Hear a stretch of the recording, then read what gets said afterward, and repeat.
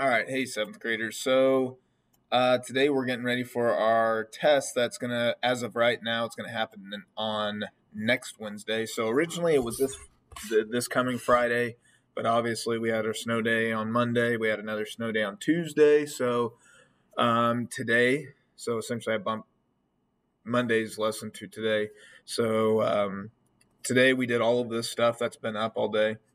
So you go onto your Quizlet, and I just tell you guys, study 10 minutes on sexual versus asexual, and then 10 minutes on mitosis versus meiosis, right? Concentrate on that stuff for those 10 individual minutes, and do that maybe not every day, but every other day or every day until the test. It's probably be best to do it every single day, maybe multiple times a day. Absolutely.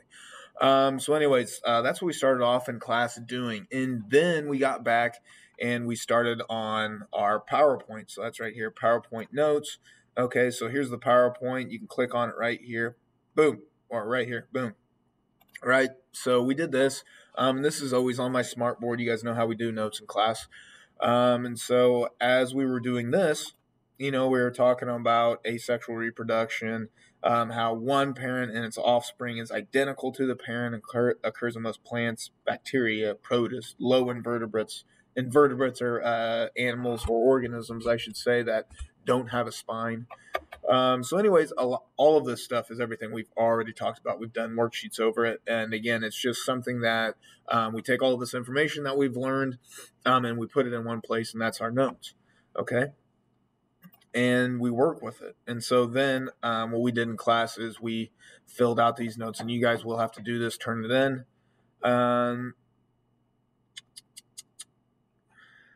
But these are the fill-in notes that we always do. We always do these. And so these literally word for word, right, occurs in most plants, animals, protists, and low invertebrates. Like that's exactly on that first slide that we did. Type of reproduction, asexual reproduction, new organisms produced from one parent, and the offspring is blank to the parent. Well, if we see this type of reproduction in which a new organism is produced from one parent, and that offspring is identical to the parent. Okay.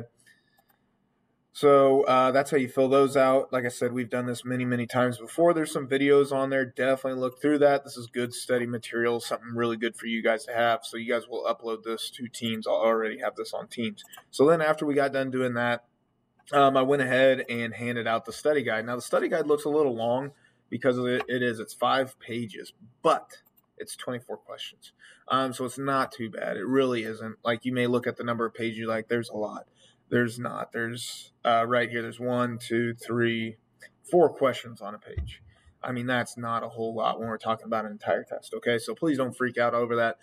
You do need to have your test, have your Quizlets even out, have some materials out, right? So I always say when I look at my study guide, when I study my study guide, you don't want to only just do this because this is going to be due on Friday. And we're going to check it in class on Friday, and then you guys will get it for the weekend to study for until Wednesday when we take our test, right? This is not the only thing you guys study, right? We've done so much more than this study guide over the entire, what has it been? Almost 6 weeks since we've been back. It's been over 5 weeks, right?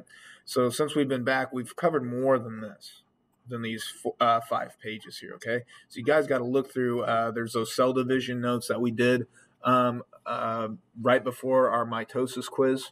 So I would get those notes out. It says cell division, why does mitosis matter? And then these notes that I just got looked at with you guys, have those out, any worksheets. Those Quizlets will help you definitely fill this stuff out here. Okay, and then you had 2 readings on top of that. And it wouldn't hurt to just at least skim through those a little bit and re-jog your memory. Maybe look at, there's some questions at the end of those chapters, at the end of those sections, I should say, that you could even test yourself on. You don't have to write on a piece of paper or anything like that, but if it's for your own benefit, right?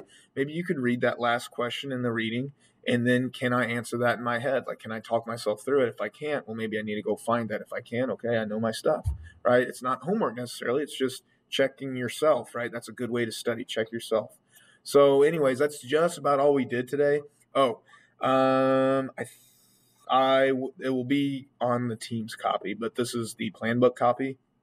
On number 4, so right here it should say, the cell spends most of its time in interphase. How come interphase considered part of, it should say, how come interphase is not considered part of mitosis, right? And then you have to answer one of those. So anyways, that should be okay, though, fixed on your team's copy. Next one here. So the division of the nucleus is defined as the division of the cytoplasm, duplicating chromosomes, insanity, division of the nucleus, right? I accidentally put that in there. This should be mitosis.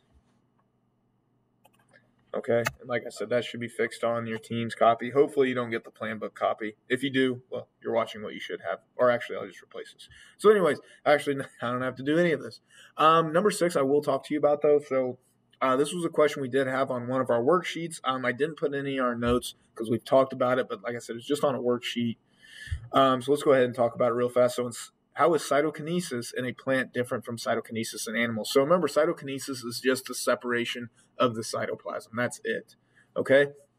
So at the end of mitosis, or at the end of the cell cycle, because cytokinesis is not part of mitosis, cytokinesis is just when one cell, the cytoplasm, finally separates, and that's it. Right? So animal cells, they pinch in, right? And now you have two small circles, and then they split apart. But in plant cells, they actually have a rigid structure, right? It's a square or a rectangle, right? Because of these plant cells, they have their rigid walls. So anyways, what do they do? These plant cells actually build a wall to separate the cytoplasm. So in the middle of this cell that's growing bigger, now they will just grow a new plant cell wall. So we have our new plant cell over here and our new plant cell over here. They used to be one, but essentially what happened was they were divided in half by the making of a new cell wall. Okay. Then after that, ask a couple of these questions, couple fill in the blank. Make sure you guys look at your notes. You will need to know, we've talked about diploid, haploid.